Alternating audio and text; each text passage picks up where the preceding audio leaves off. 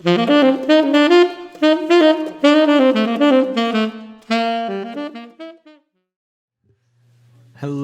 and welcome to our analysis video for our 2020 to 2021 Region 30 Woodwind Technical Etude. The Technical Etude, meaning that this is going to be the etude where our fingers kind of catch fire, right? Again, the first thing that I always look for whenever I start to analyze a new piece of music is our key signature. What is our key signature? It's gone missing. It's actually no sharps, no flats. We would think of it initially as C major. Oops, that's not how you spell major. C major, right? C major. We can think about that as our C major scale, and we can practice our C major scale with that. However, I will also say, and you don't have to do this, but I like it because it kind of sets me up for better success later on. I look at the first note, which in this case is an A, right? And also the last note, which is also an A. Uh-oh. And this actually turns out to be our, it's a piece written in A minor. A minor. And this might be a little bit past us right now. That's okay. What we got to know is that C major and A minor, they actually share the same key signature of no sharps, no flats. But since it is in a minor key, we are much more likely to see a lot of accidentals. Bum, bum, bum. Which we can think, or we see right away, right? First measure, we have a D sharp in there.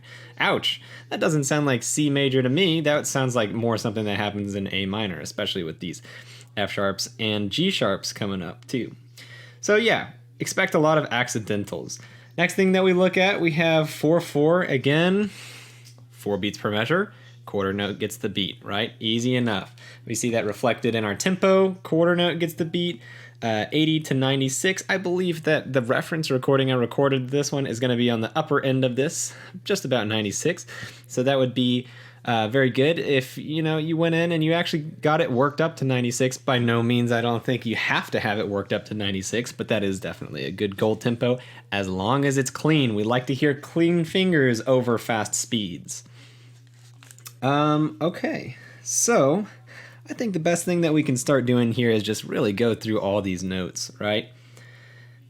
We're looking for accidentals again. We got a D sharp right here. Surely we know how to finger D sharp, but just in case if you don't, 1, 2, 3, 4, 5, 6, plus that top right pinky key. And also, since it's the octave, we got that octave key on there too, right? D sharp. Yes. Okay.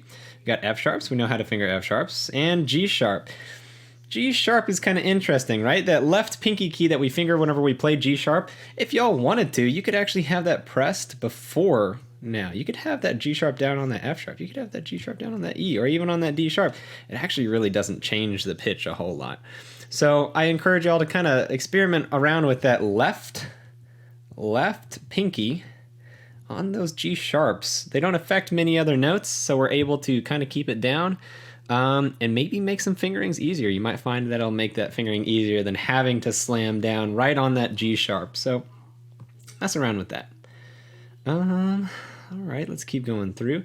Still looking for accidentals. Hey, check it out. Measure 9. We have B flats. B flats are the like the granddaddy of first of all, alternate fingerings for saxophone, right? Because we have a couple. We have side key, we have bis, and we also have 1 and 1, which my favorite one is absolutely side key. Second favorite is bis. 1 and 1 is definitely not my favorite, but I know some people like that. So on this one, we have B flats. I'm going to write the B flats carrying through the measure. Got a lot of B flats on that measure. We have all 3 of those B flats. And by the way, on this measure, I'm just going to go ahead and write it down. Our alternate fingering that we would use for this specific situation is side key. We would use side key on all of these. Side key. And then that way, we wouldn't have to flip back and forth between our bis, which, by the way, bis is just that first, that B key plus that little B key, and you have your finger like splitting it, right? Kind of right there. Putting both of them down at the same time. But the side key is your A fingering plus that, what, bottom side key, right? Yeah, bottom side key. Bottom side key. And that's the one that I like to use because it's easy to flip back and forth between C while still keeping it pretty smooth. Cool. All right. Hey, we have another we have another B flat over here. We would use side key on this one too because we're going to a C and it's also underneath a slur. Hey, another B flat. This one's going to be another side key because we're coming from an A. This one is actually not as important. If you wanted to, you could use, you could also use bis on that. I would say don't use 1 and 1 though. Bis or side key is okay on that one. We have this kind of C to a B run. Look, they've written in for us. Thank you, composer. They've written in for this that this is a B natural. And if y'all wanted to, you could potentially use side key C's over here. I'm okay actually with using front C there. The only reason that I might use side key is because, first of all, we have that slur there, and we want it to sound smooth, right? It's a very quick movement, so it might be better if we use side key. It's a quicker movement, and then also we're able to keep it smoother, right? Still coming down over here. We have some more accidentals. We have some D sharps, F sharps, G sharps, same as the beginning, right? This is pretty much the exact same. Let's check the beginning. Ba-da-ba-da-dum, ba-da-da-da-dum. Where is that? Where does that come back? Yeah, kind of just like a quick... We're not quite recapitulating, I would say. Like, it's been a talk or... Ba-da-ba-da-bum. Yeah, it kind of comes back, but it's a little bit different. Oh, no, here it is. Ba-da-ba-da, ba-da-da-da-dum, ba-da-dum, ba-da-dum. It just switches it up over here. Ba-da-da-ba-dum, ba-da-da-da-da-da-dum. Right? I'm not a singer. I don't know what to tell you. So, yeah, we got some more accidentals going on over here. None of these really do carry through the measure, so we don't have to worry about a whole lot right there. Got a G sharp. Yeah, okay, we're looking pretty good. Ooh, actually, let's just talk about this measure. We'll go through just specifically these high notes, because I know ledger lines get kind of difficult to read whenever we get way up there, right? So I'll notate all these in. Please don't write all these in on your music. Practice them so you know them. B, C, D, E. We just go right up the scale, right? A, we go from the line to the space, line, space, line. A, B, C, D, E. Go back down to the space, D. Jump up from space to space, right? Jumping up to that F. E, D. Oops, that doesn't look like a D. D, C, B. Okay, yeah, so we have those. And real quick, our A, B, and our C are all the same, like whenever we're fingering them down the octave, except now we just have the octave key on, right? We just have that octave key on. D, E, and F, those are a little bit different. We start to use palm keys. So if we're talking about our palm keys, we're looking at them straight on. Our F key would be right there. Middle key, and then this one over here. So we'll say, well, I'll write it like this. And then for reference, by the way, our octave key is over here. So our octave key is going to be on for all of these. Then we have 1, and I'll just write it like this for now, 2 and 3. So 1 would be our, if we had octave key, oct plus 1 equals our D, right? Oct plus 1 plus 2, and also our top side key, and that's going to be on our right hand, right? Our top side key is going to be E, because if we don't have that top side key, that's not E, that's E flat or D sharp. And then finally, oct plus 1 plus 2 plus 3 plus top side key, y'all guessed it, it's F, right? So just for reference, if y'all need to look at a little fingering chart, that would probably be helpful if you're unfamiliar with these. But the best thing that you could do is just practicing way up in those palm keys. Familiarity will help you. It will take you a long way in the music world, just really running things until they're second nature. So now those are gone because I don't read with those. Y'all shouldn't read with those. You should have practiced it to the point that you don't have to really think about it every time. Although, again, I understand it's high. We don't usually go up that high. Okay, so that about covers it for notes. I want to go through some rhythms now. We're going to talk about rhythms. So since we're in our technical etude, I expect everything to be more of a smaller subdivision based. So the first thing that I expect to see, these guys, 1, 2, 3, 4, you guessed it. 16ths, right? 16th notes. We think 1, E, and pretty much on every subdivision. Or if you're a te kind of person, 1 T, 1 T. I'll just erase that. I thought I would erase that. There we go. 1 T, te, ta, right? 1 T, te, ta, 1 E, and a. We're thinking that on pretty much everything. And then we can really work out pretty much any rhythm if we compare it to 16ths or maybe 8ths, depending on. So this first measure, I like to, again, we're putting down anchor points. So we know that there are 4 16th notes to a quarter note, and that's what gets the beat. So beat 1 right there, 4. So this is going to be beat 2, right? We can even work backwards a little bit too. So going backwards, what was that?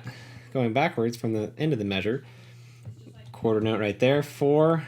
We know 2 eighth notes equals a quarter note, so that's beat 3. Boom, 1, 2, 3, 4, right? Again, real quick, I'll go over beat 2. I like to think about beat 2 as being, I like to think about beat 2 as being a 16th note grouping, right? Kind of like that. But then instead of saying the first 2, we tie the first 2 together. So 1 here, and I'll just do the 1 T, te, ta kind of system. 1 T, te, ta. So think 1 T, te, ta, but 1 and T are together. So we say 1 te, ta, right? 1 te, ta, 3.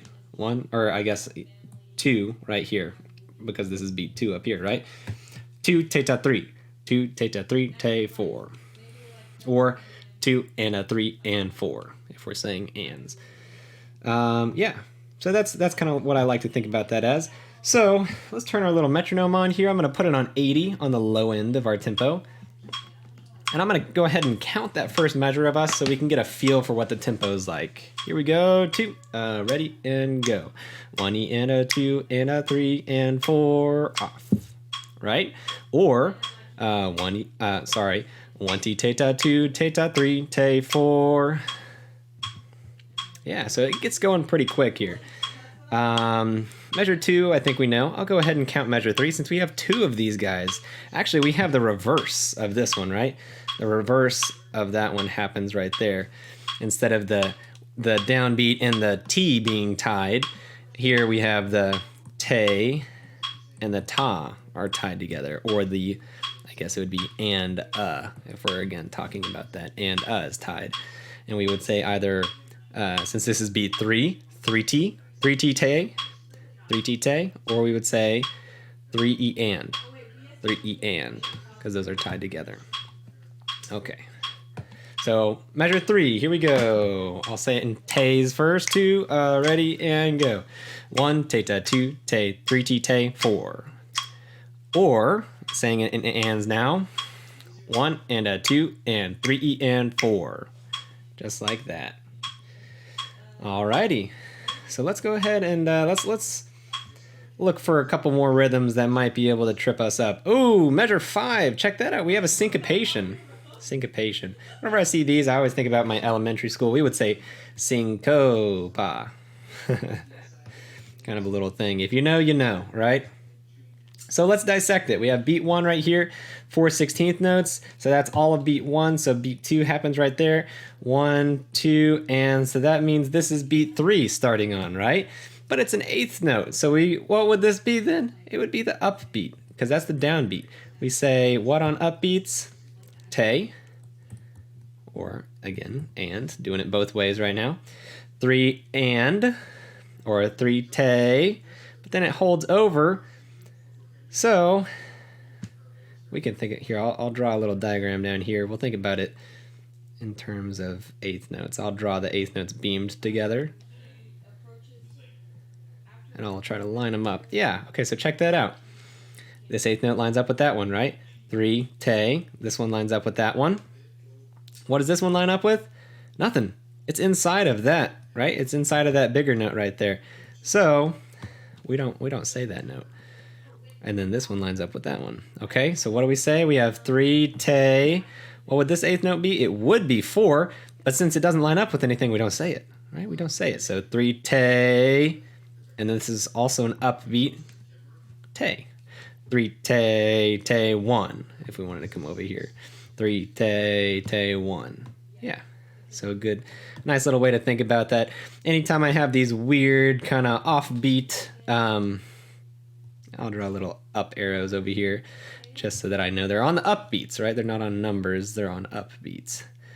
Anytime I have one of these weird kind of syncopated patterns, I always focus on the downbeats. So we have beat 3 being a downbeat, and then the next beat we have is beat 1. So first of all, whenever we're practicing, it's a good way to tell, hey, did I at least end up where I should? And whenever we're performing, even if something not so great happens in there, we know that, hey, I'm gonna play this F on this beat 3, on beat 1, I'm playing E, and then after that, it's gonna be okay, right? Ideally, of course, we play it correctly, but again, aim for your anchor points, aim for what you know, aim for what you are sure of, and you are definitely sure of your beats. We can count to 4. We can count to 4. So that measure, I'll do that whole measure actually, measure 5. Here we go with the metronome. I'll do it with tes first. 1 te te te 2 te 3 te te. Good. All right, I'll do it with ands now. 1 e and a 2 and 3 and. Right? I'll do those both one more time, starting with tes and then ands. And I'll also go to beat 1 of the next one, okay? I'll draw in that beat 1 too, just so we can see it. All right, tes, ready, and 1 te te te 2 te 3 te te 1. See how I said 3 on the click and also 1 on that click?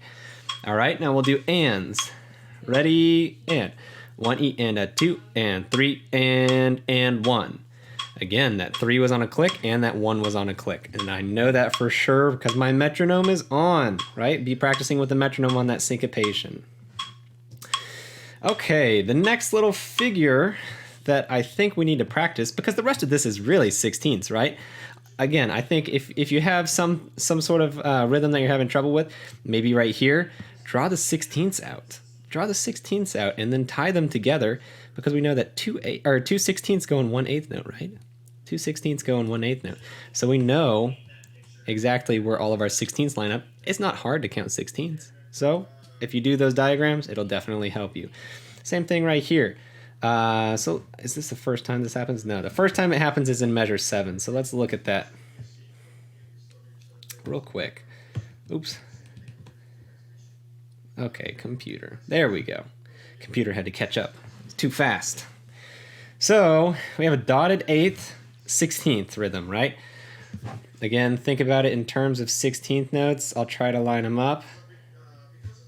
Okay, 1, 2, 3, 4. With our little beaming, we know that that one lines up with that one. That one lines up with that one. What does the dot do? Well, first of all, here let's say that 1/8 note, right, is equal to 2 16th notes, right? We know that. We know that to be true. So what does that dot do? It adds on half the value. So if we have that dot, we add that dot on, well, we take half of this, which would be just 1 16th note, right? And we add it on right here. So we have dotted 8th note equals 3 16th notes, right? Dotted 8th note equals 3 16th notes. And that makes absolute sense with what we drew over here, because we see that these 2 16th notes, they land in no man's land, right? So these are going to be absorbed. These 3 are all together, and then that one's the last one. So if I were going to count this, and again, this starts on beat 4.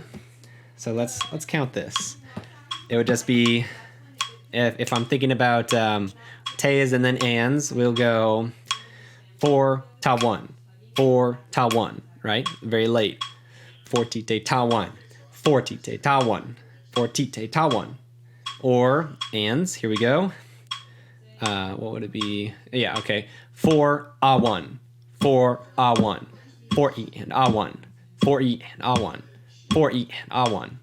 Right, I'm kind of whispering the ones that are absorbed in, because that's what we should be doing. We should be subdividing. We should be always thinking about the underlying rhythms, which here are those 16th notes. So yeah, think about that. Anytime we have these dotted eighth rhythms, I like to kind of picture in my head or draw out, like I just did, that exact thing. So we have that again right here. Actually, let's go back real quick. We'll count this whole measure together. Let's count this whole measure together. We got 80.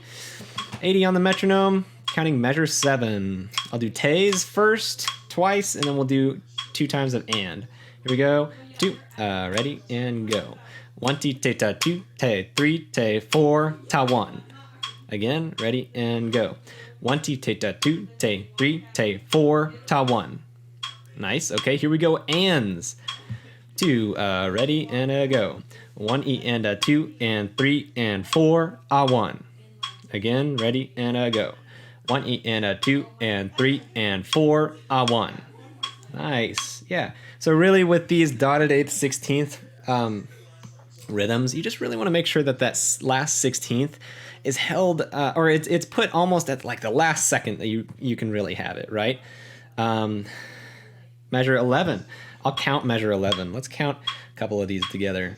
I'll just do tays just for the sake of time, because that's what I usually do. Here we go to measure 11, and 1 tay 2 ta 3 tay 4 t tay ta 1. Yeah, easy enough. Okay. Okay. Okay, we'll do measure 21 also. Why not?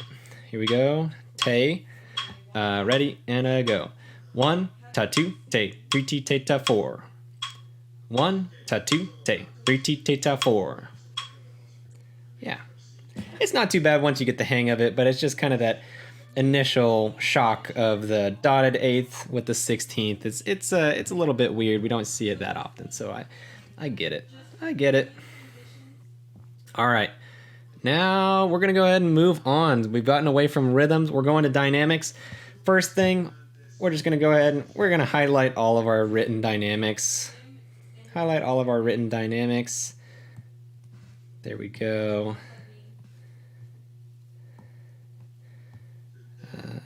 Pianissimo and forte. There we go.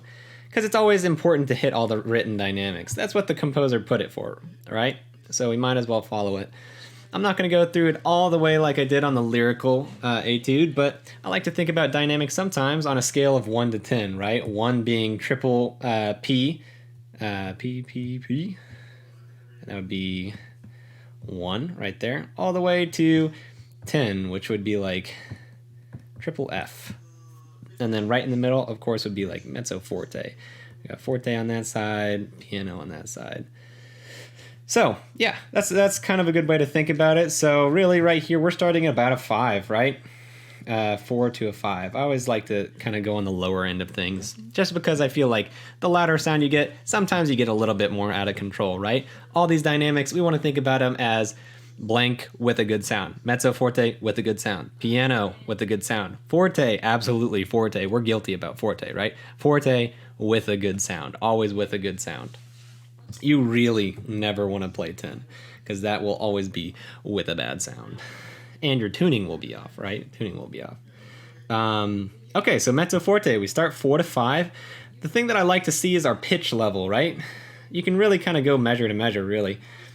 First note on this measure, A. First note on this measure, D. First note on this measure is another A. So you see that we're kind of like, we're starting on this pitch level, going up a pitch level, and then we're going up even higher a pitch level. So what I like to do is kind of do a micro dynamic. It's not written, which is why I call it micro, right?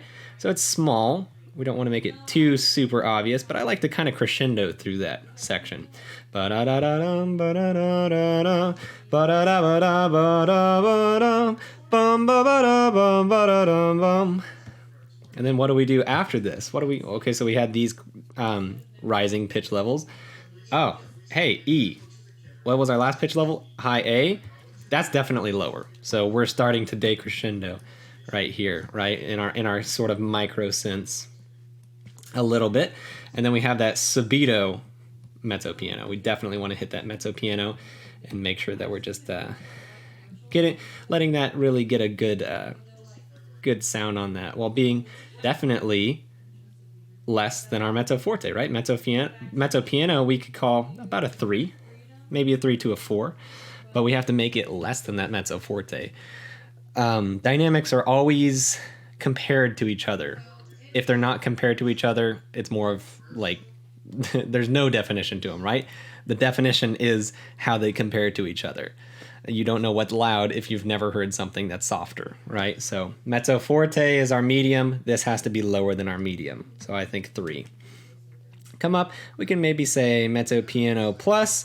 We could say maybe a mezzo forte if you wanted to. I'm also okay with those, but I would say probably on the lower end mezzo forte. Because hey, we go up here, higher notes naturally just travel more volume-wise. So we don't have to blast those out. They're gonna come out anyway. And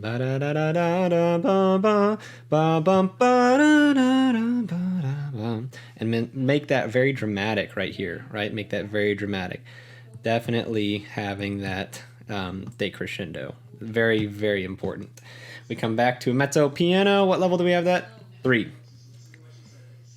Same sort of pattern. We'll say mezzo forte minus again. Piano. Oh my goodness. If I had a nickel for every time someone blew a piano dynamic in an audition, I would be a very rich man. Make sure that this piano is very piano. I would say do more than you actually think is necessary on the piano. If you play it soft and it's very soft, the effect that it has is much better than if it's just like a little softer, right? It's more of an effect. And check out what we're doing here. We have piano for not long at all, right? What was that? I need an arrow. Not long at all. 1, 2, starting at like 2.5 beats, really, right? And then it goes to a mezzo forte. So this is an effect. So we have to sustain that piano all the way through beat 3, and then on the upbeat of beat 3, the E, that's where that mezzo forte happens. Mezzo forte happens on that upbeat, and then we have to sustain that for 1.5 beats, right? 3/8 notes, 1.5 beats. Goes right back to piano. Right back to piano. Again, it's an effect. Do more than you think is necessary on these. Even if you came up a little bit more than mezzo forte on each of these, as long as you're getting that comparison between very soft and then louder, it's going to be great. It's going to be great. Again, listen to my reference recording. I think I did a pretty good job on that. Compare what you're doing to that. I would say even record yourself and then compare it to the recording, or compare yourself and listen to yourself and just be critical of yourself on these parts specifically, because it's very hard to listen to how loud we're playing while we actually play. Sometimes that doesn't quite come through. But these, we're not doing any micro dynamics because they're effects, right?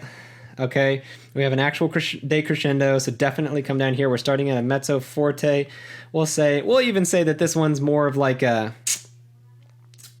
a 6 almost, right? That's kind of verging into forte territory.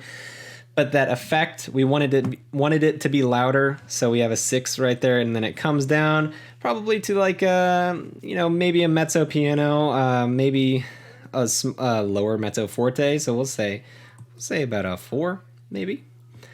And it comes back up, and we'll call that mezzo forte a 5. And then, hey, guess what? 4 to a 5, that's exactly where we were at the beginning, right? And check out what we had in this measure. We said that this measure is basically the beginning. Oops. That this measure is basically the beginning again. Ba-da-da-da-dum, ba-da-dum, ba-da-dum. We have that same kind of deal going on, pitch level wise, going from an A to a D to an A. So we're starting to crescendo through these. Oops, that doesn't look like a crescendo. Starting to crescendo through these. What happens afterwards? We go back down to that E pitch level, so we're decrescendoing here. Y'all see that? You can almost really look at the music. You can kind of see how it almost looks like a mountain and comes back down, right? I tend to follow that a lot. And then definitely decrescendoing a little bit here. Now this double piano. Ooh, double piano. If piano is like a 3 or a 2, this is like a 2 to a 1, or I guess a 1 to a 2, right? 1 to a 2. We want it to be very, very quiet here. But again, very, very quiet with a good sound. So however quiet you can play while while that A and the B's right there still sounding like A's and B's, first of all, and then also having a good tone. The center of the tone and having a good timbre is the most important thing. Always, always, always, always. So again, very low, but low enough that we can really hear those notes well. And then crescendo, big crescendo here. How long is this crescendo? We start right there. We go 1 measure, 2 measures, and then we have forte right here. So even though the forte hits on beat 1 here, the forte keeps going on. The only reason we stop thinking about the dynamic is because, again, higher notes naturally sound louder, right? So those D's, E, and F's, we don't have to think about playing those louder, because if we try to play them louder, they're going to be way too loud. They're going to be way too loud. They really are. So make sure that we're having a very good gradual crescendo here. This is the big part of the piece. This is like the person, the opera singer on the middle of the stage, and it's their time to shine. This is your time to shine. So really bring it home here. I kind of had a little bit firmer articulation over here, by the way, because I thought it helped with the style. Bum bum bum bum bum bum bum bum da da da da dum ba da dum. Kind of brought it out a little bit more. I thought it was kind of cool. That's y'all's call. If you don't want to do that, that's okay. But definitely, yeah, bringing out that dynamic. Definitely make sure you're putting enough air through these high notes, please, because they won't speak if you don't. And I would be very careful on your tuning here. Very, very careful. These high notes, anytime we play higher, really anytime we play higher than an A on saxophone, A and up, which is basically this entire measure, we start to go sharp. What we do is we start to bite, right? If this is our embouchure, we start to bite. We don't like that. We want to think about more of keeping those corners in. Corners in, don't bite. And your pitch will be a lot better. I would say experiment with a tuner on these. Tune those, and then you'll start to figure out exactly how you need to control your air and maybe also sort of lip the notes in tune, right? We would probably want to drop our jaw maybe just a little bit to get them a little bit more in tune there. But again, I understand that these are less familiar notes to us. Just make sure that you're not squeezing your fingers. If you squeeze your fingers, that tension in your hands and your arms is going to absolutely go right to your face too, and that's what causes that biting whenever we're unfamiliar with something. So here at the end, I like to think about a little bit more microdynamics. Obviously, the dynamic level here is the pitch level here is super high. Pitch level here starts to go down. So I kind of decrescendo here at the last measure. And then on this last note, I like to, again, like the last piece the lyrical piece, I like to go a niente, to nothing, pretty much. Oops. Get rid of that. How do we get rid of that? There we go. A niente, to nothing. Bum, ba-dum, bum, ba-dum, ba-dum, bum. And just kind of have that air release the note. I think about exhaling, like if I was exhaling, just breathing. That sort of release there. We have one of those rhythms again. We went through that. If you really, really wanted to, since it's not written, I wouldn't do too much, but you can slow down. You can add a little bit of a retardando here, right? Just the last couple of notes. Again, I have a dramatic flair, so it makes it a little bit more dramatic if you slow down at the end. If we're talking about phrasing, it makes it kind of naturally come to that period of the sentence, right? Period of a sentence. Again, with phrasing. So basically, with my phrasing, I'm going to tell you the exact same stuff that I told you with that sort of microdynamic kind of stuff, right? Follow the pitch levels and just find where it feels like the end of the musical sentence is. I'll kind of show us real quick. First end, going to be right there, which, by the way, breath mark. Super important. Bum, ba, da, ba, dum, ba, ba. Wait, what? 1 te ta 2 te 3 te 4. Ba da ba da bum bum ba dum. Yeah, this is like new material right here. So definitely have that little bit of separation with that breath. Don't be playing like dee da da da da. No one wants to hear that, but just a nice dee da da da dum. Just think about, like, again, if you're speaking to someone and you end one sentence and you start another one, you don't keep going through the sentences because it sounds weird if you have a run-on sentence and you just keep on going, you don't let anyone else get anything in. Not good, right? We like to stop, we like to take a breath and digest what just happened. Okay, so that's going to be the end of our first phrase.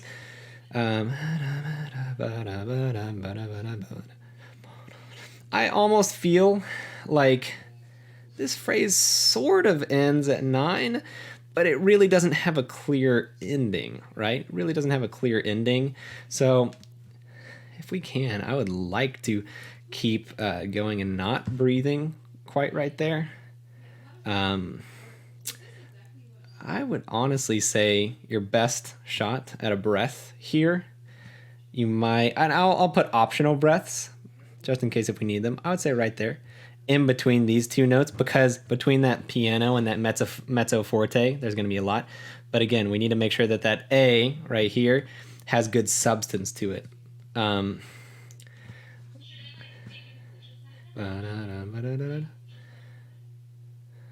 Yes. And then kind of the same thing right here. If you need to, that would be another optional breath part. And then this needs to be big because we're pushing into the next phrase. This is the end of the phrase. Yeah,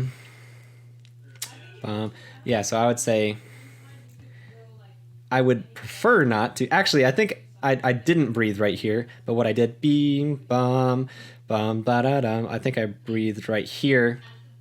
And I'm actually going to make that a hard breath mark. I would say absolutely breathe right there. Do not breathe right here, because what it is it's leading into that next phrase. Bum, ba-da, bum, ba-da, ba-da-dum, ba-da-dum, ba-da-dum. Right? Good. So, but this is sort of the end of the phrase. Bum, bum, bum, ba-da-dum. Sort of the end of the phrase. Definitely end of that phrase right there. Take a breath. And then I would say from there to the end, really. So we have a couple of breath marks. Yeah,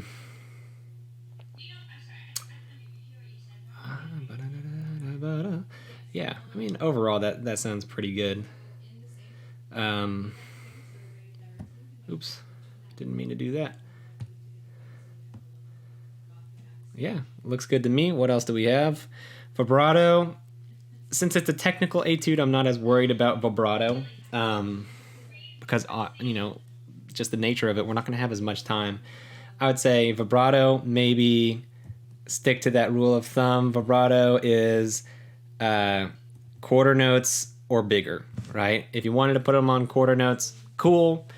If you don't feel it on whatever quarter note you're talking about, that's also okay. I would say absolutely use them at the ends of phrases whenever you're kind of letting go of the phrase, because it pushes that to the very end, right?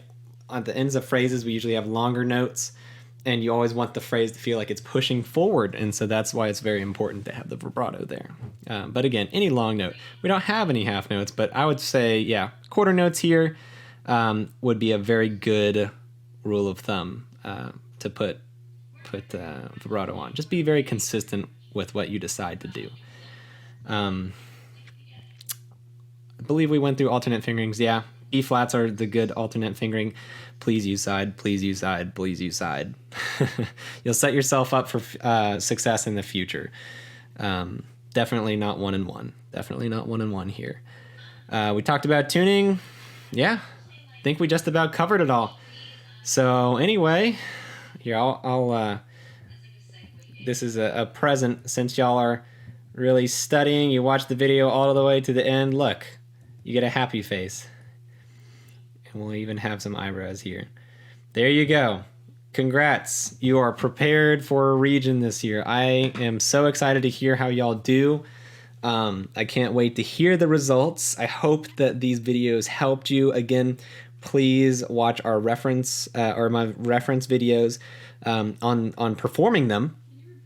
And yes, if y'all have any questions, feel free to reach out. I'm doing everything online nowadays, but I do teach lessons online. So I'd love to have some of y'all in here. So anyway, good luck on audition day. Or I guess it's recording day now, more like, right? Good luck on recording day. And yeah, y'all have a great day. It's time to get to practicing. See you later.